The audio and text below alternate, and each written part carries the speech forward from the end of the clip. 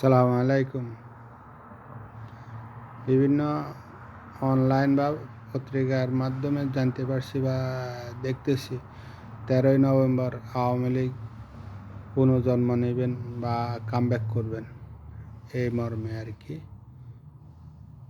তো আমার ব্যক্তিগত রাজনৈতিক পর্যালোচনা, বাংলাদেশে মূলধারা রাজনীতি বিনষ্টকারী প্রধান এবং প্রথম শেখ মুজিব, তার ধারাবাহিকতা রক্ষা করছেন শেখ হাসিনা।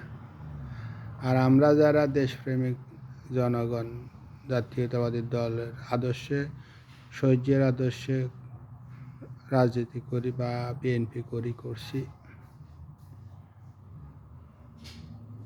আমরা এখন দেশের ভিতরে যারা বাংলাদেশ স্বাধীনতায় চায় নাই,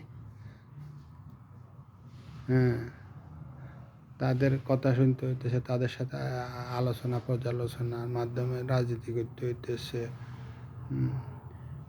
যারা এই দেশটাই চায় না, এখন তাদের লগে রাজনীতি করতে হইতেছে। এটা আমার কাছে অত্যন্ত লজ্জার এবং দুঃখের।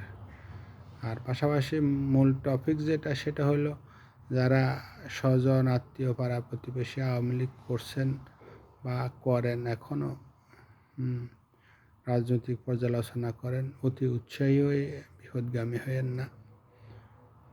আর এক বালতি সমবেদনা, আর এই মুহূর্তে দেওয়ার কিছু নাই।